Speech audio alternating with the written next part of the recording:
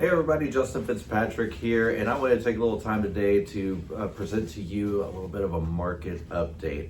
Obviously, when you listen to the national news, things that are going on around the entire nation, people tend to think that the real estate sky is falling.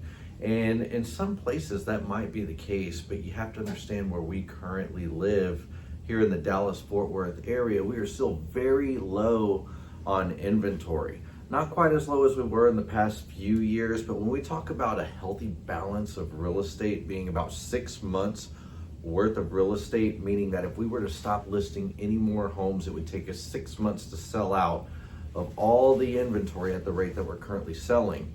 That would be a healthy, balanced market of real estate. And currently in the DFW area as a whole, we're currently sitting at about 3.5 months worth of inventory. So we still are in a seller's market, but we're going to kind of talk about why are we not seeing these homes move quite as fast as we have seen over the past few years.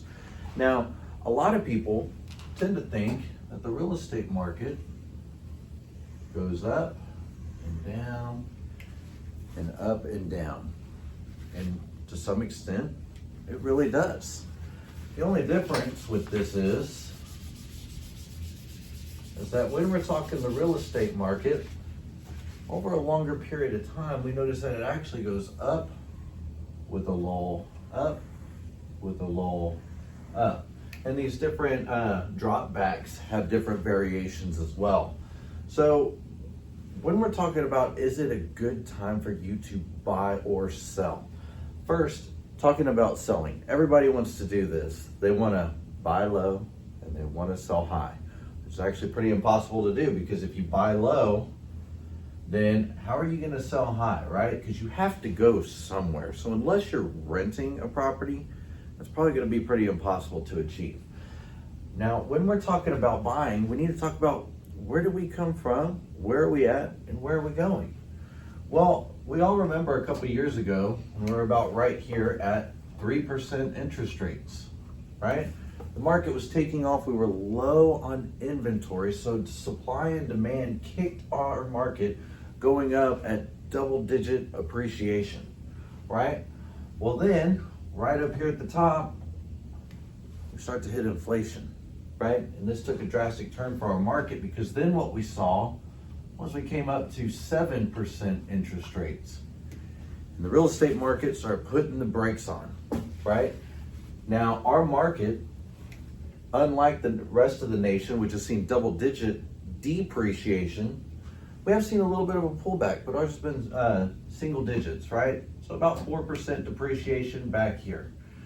We are still low on inventory. So what does that mean? We still have buyers out there that want to buy homes. When they saw this 7%, they kind of lost their minds for just a second and said, there's no way I'm going to pay that.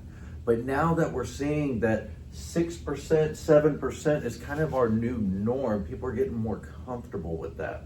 And we are projected to see the interest rates come down at some point, just not right away, right? So now we sit somewhere here at this little lull right there, okay? I think you can see that, but we're right here on the bottom of this bubble. Just like the stock market, it's completely impossible to predict the exact bottom of the market. But when you're talking about buying at a 6.8 or 7% interest rate at the bottom of the market here, what's going to happen when those interest rates come down? When we see interest rates come down from 7% down to even maybe 6%, to maybe 5.5%, and we're low on inventory, that demand is going to kick in and it's going to drive the market back up. Now, maybe not to that double-digit 10 to 20% appreciation that we've previously seen, but still will drive the market back up. So what do? Well, what we can do is we can go ahead and secure our asset here at the bottom of the market at the higher interest rate of 7%.